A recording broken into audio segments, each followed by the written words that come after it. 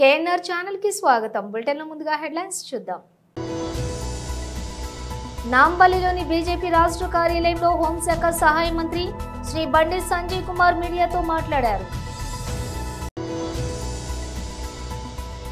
తాజ్ వరుణ్ బే sands hotel శంకుస్థాపన కార్యక్రమం.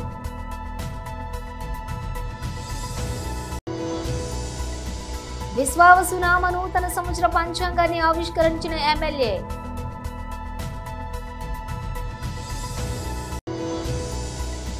వైజాగ్ లో 2.2 కేజీల నకిలీ బంగారాన్ని పట్టుకున్న ద్వారకా నగర్ పోలీసులు.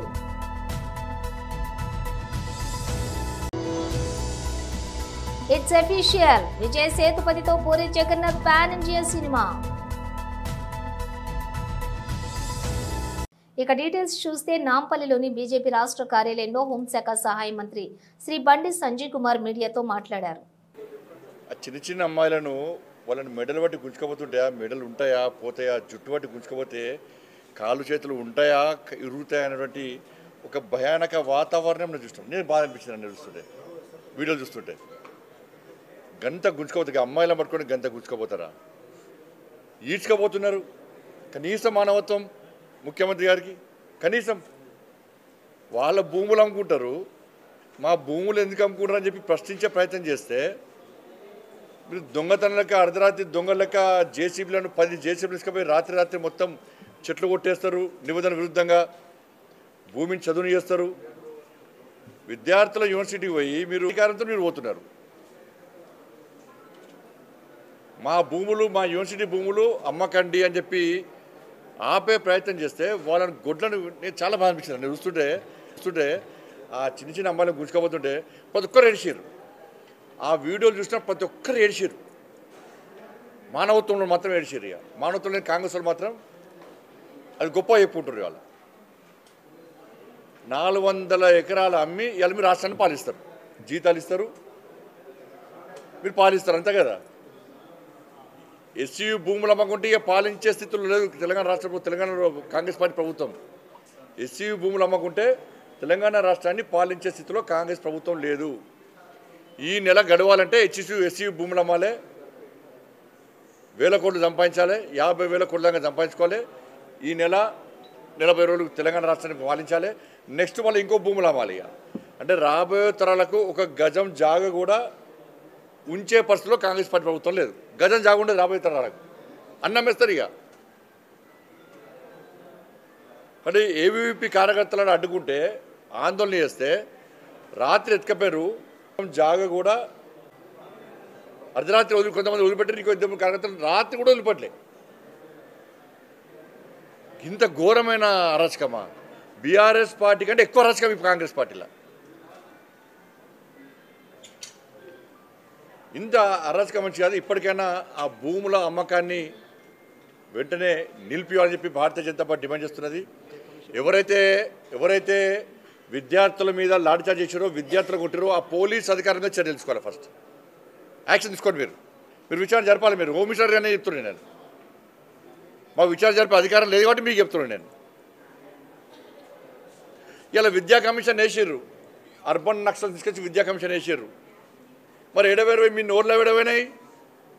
మిమ్మల్ని విద్యా కమిషన్ చైర్మన్లుగా మెంబర్లుగా కాంగ్రెస్ పార్టీ ప్రభుత్వం వేసింది కదా. మీరు గతంలో ఉద్యమాలు చేశారు కదా, మీరు నక్సల్ సిద్ధాంతం కదా, మావోయిస్టు భావాజాలం కదా, మీరు ప్రజా సమస్యలను కొట్టాడతారు కదా, పేదల కోసం కొట్టాడతారు కదా. తాజ్ వరుణ్ బే శాండ్స్ హోటల్ శంకుస్థాపన కార్యక్రమం. Ashok Gajapati Raju garu, who I've seen growing up, is the senior most member of Telugu Desam party. I have a lot of memories with him. Maybe I can share one of it here. He was the only person who would come out of Mr. Naidu's chamber in our old house in Jubilee Hills, come out, go to a corner and have a smoke. And I would ask him, I don't think father is too worried, he should do it. He said, no, it's sort of great respect, I do this outside. He's been a great mentor to me. He's been a great supporter to the party, to the family. And I thank him for all his support.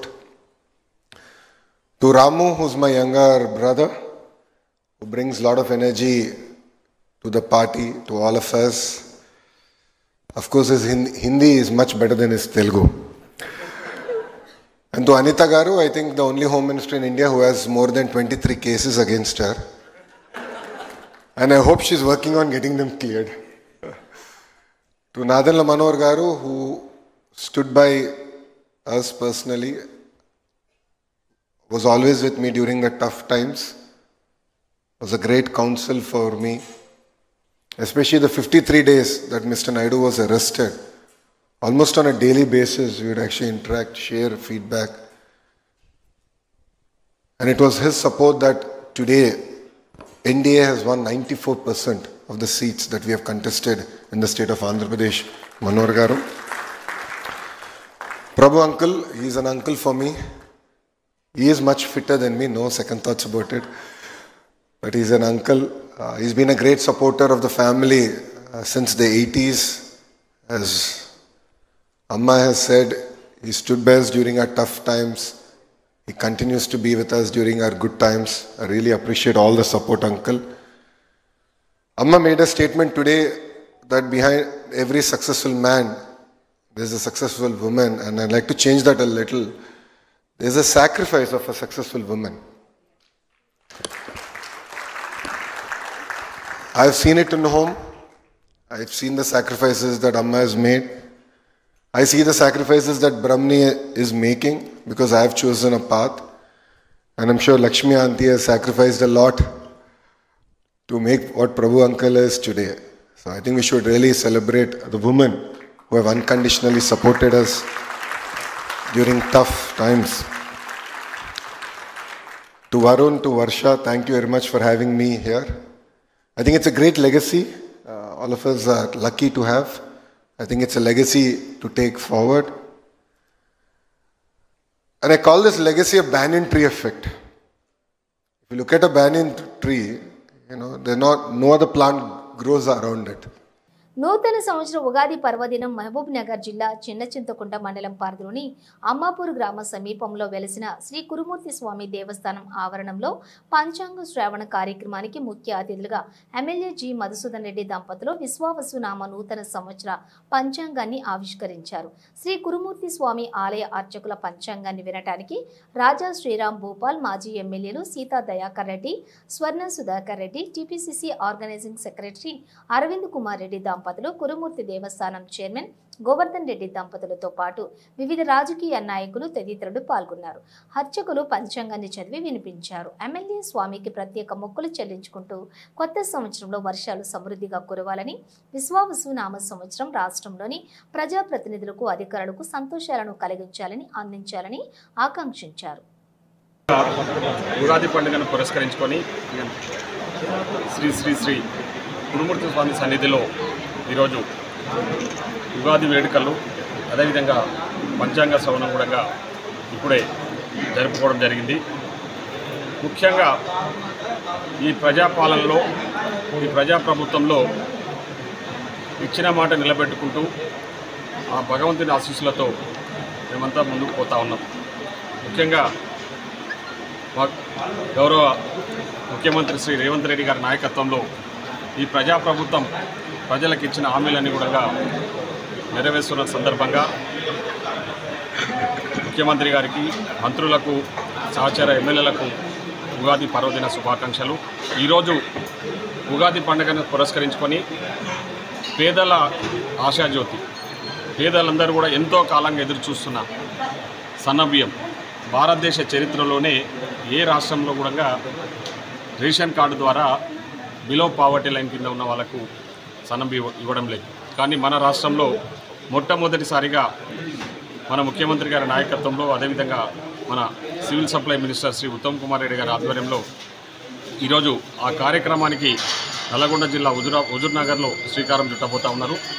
ఈ సందర్భంగా ముఖ్యమంత్రి గారికి, అదేవిధంగా మా ఉత్తమ్ కుమార్ రెడ్డి గారికి మా నియోజకవర్గ ప్రజల తరఫున కూడా ఉగాది పండుగ శుభాకాంక్షలు. అదేవిధంగా సన్నబియ్యం రాష్ట్ర వ్యాప్తంగా కూడా ఇస్తామని చెప్పేసి వాళ్ళు ప్రకటించినందుకు మరొకసారి వాళ్ళకు కూడా ధన్యవాదాలు తెలియజేస్తున్నా.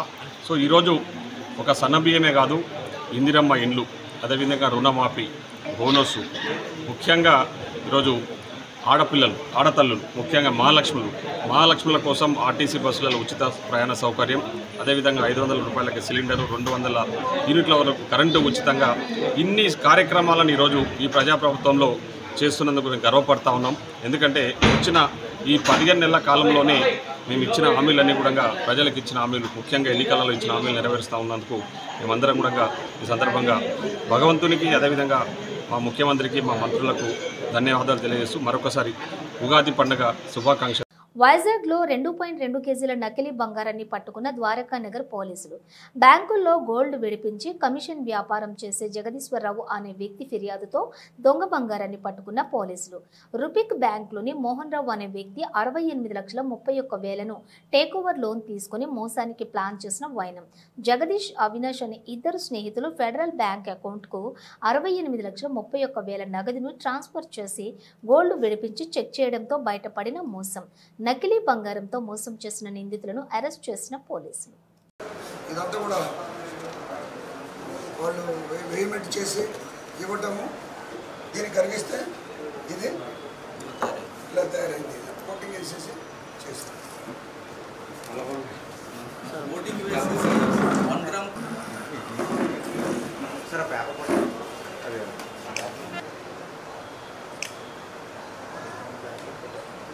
సగం వస్తుందంటే ఇన్ని చెప్తాడు. హిట్లు ఫట్లతో సంబంధం లేకుండా దర్శకుడు పూరి జగన్నాథ్ సినిమాలను అభిమానించే సినీ ప్రియులు ఎంతో మంది ఉన్నారు. ఆయన సినిమా షూటింగ్ ప్రారంభమైనప్పటి నుంచి విడుదలయ్యేంత వరకు అభిమానులు ఎదురు చూస్తూ ఉంటారు. లైగర్, డబుల్ స్మార్ట్ చిత్రాలు ఫ్లాప్ అయిన తర్వాత ఆయన సినిమాల గురించి ఎలాంటి అప్డేట్ రాలేదు. ఇప్పుడు ఆయన ఫ్యాన్స్లో జోష్ నింపే అప్డేట్ వచ్చింది.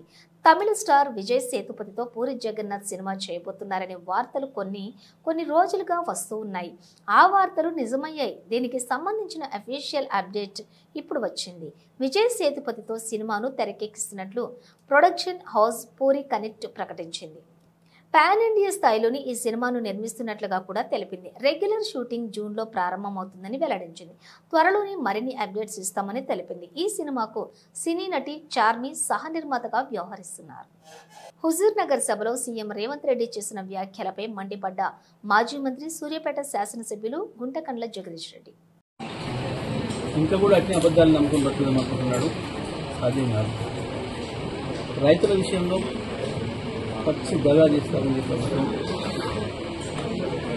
కాళేశ్వరం అట్లనే ఉంది. కాళేశ్వరంకి ఏమి కాలేదు. కాళేశ్వరంలో ఇవాళ పంపాన్ని చేస్తే నీళ్లు రావడానికి సిద్ధంగా ఉన్నాయనే మాట బీఆర్ఎస్ పార్టీగా మేము చెప్పినాం. ఒక్కసారి కేసీఆర్కి అప్పచెప్పండి, 3 రోజులకి నీళ్ళు తీసుకొస్తామని చెప్పినాం. ఇంతవరకు ఉత్తమ్ కుమార్ రెడ్డి గారు కానీ, ఇరిగేషన్ మంత్రి కానీ, ముఖ్యమంత్రి కానీ సమాధానం లేదు. రైతాంగానికి మళ్ళీ కష్టాలు మొదలైన ఈ ప్రభుత్వం వచ్చిన తర్వాత ఏ రైతులు అడిగినా కన్నీళ్ళతో చెప్తున్నారు, శాపనార్థాలు పెడుతున్నారు. రుణమాఫీ విషయంలో మోసమే, రైతు బంధు విషయంలో మోసమే, రైతు భరోసా విషయంలో మోసమే, వరిధాన్య కొనుగోళ్ల విషయంలో మోసమే, నీళ్ళిచ్చే విషయంలో మోసమే. ప్రతి చోట ఈ ప్రభుత్వం రైతాంగాన్ని దగా చేస్తుంది. కొంటే ధాన్యానికి బోనస్ ఇవ్వాల్సి వస్తుందని చెప్పి ధాన్యం కొనడం ఎత్తేసింది. ఇప్పటివరకు ప్రభుత్వం వచ్చిన దగ్గర నుంచి మీరు కొనుగోలు చేసిన ధాన్యం ఎంత అంటే ఇప్పటివరకు ఎవరు కూడా సమాధానం చెప్పలేదు. ముఖ్యమంత్రి దగ్గర సమాధానం లేదు, వ్యవసాయ శాఖ మంత్రి దగ్గర లేదు, సివిల్ సప్లైస్ శాఖ మంత్రి దగ్గర కూడా సమాధానం లేదు. అధికారులు ఫోన్లు ఎత్తడానికి భయపడుతున్నారు. ప్రతిపక్ష నాయకులు మేము వివరాలు అడుగుతాం, చెప్పడానికి ఇబ్బంది అవుతుందని చెప్పి ఫోన్లు ఎత్తడానికే భయపడుతున్నారు. కింది స్థాయి అధికారులు ఫోన్లు చేస్తే ఫోన్ ఎత్తితే కూడా సార్ ఇక మీకు తెలుసు కదా, మేమేం చేయగలుగుతాం సార్, చిన్నోళ్ళం సార్ అని మాట్లాడుతున్నాం. ఇప్పటి వరకు ఎవడు లెక్క చెప్పిన వాడే లేడు. ఎంత ధాన్యం కొన్నారు? మీ ప్రభుత్వం వచ్చిన తర్వాత అప్పుడే యాసంగి పంటలు వచ్చినాయి, వానకాలం పంటలు వచ్చినాయి, తర్వాత మళ్ళీ యాసంగి పంట వచ్చింది. ఏ పంట ఎంత కొన్నారు అనే సంగతి ఇప్పుడు కూడా చెప్పలేదు. దాంట్లో దొడ్డు ధాన్యం ఎంత, సన్నధాన్యం ఎంత కూడా చెప్పలేదు.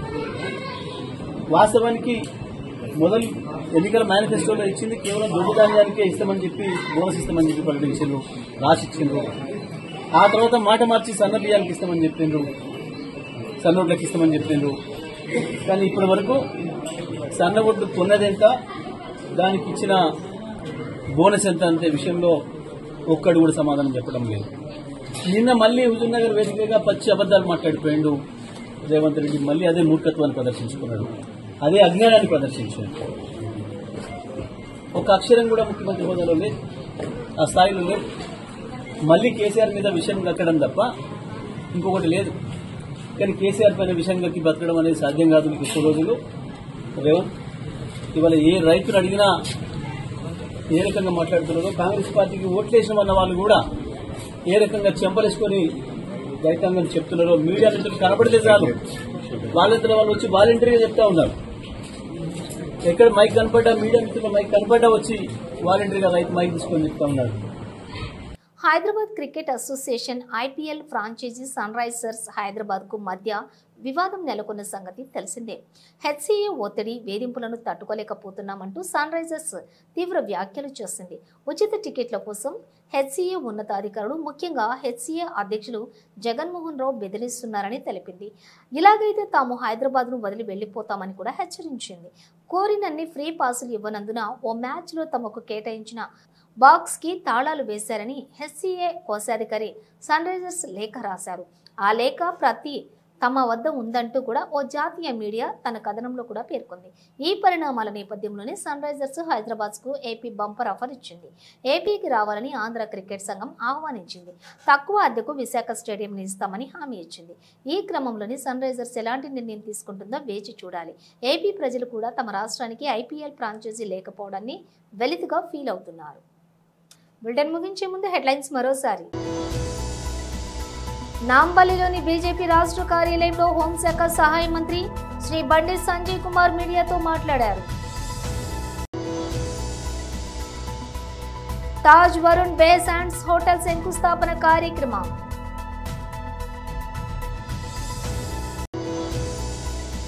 విశ్వావసునామ నూతన సంవత్సర పంచాంగాన్ని ఆవిష్కరించిన ఎమ్మెల్యే.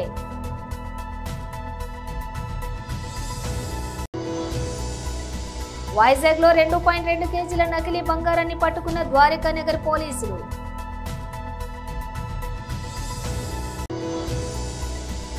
ఇట్స్ అఫీషియల్, విజయ్ సేతుపతితో Puri Jagannadh pan India cinema. ఇవి బులెటిన్ విశేషాలు. మరో బులెటిన్తో మళ్ళీ కలుద్దాం.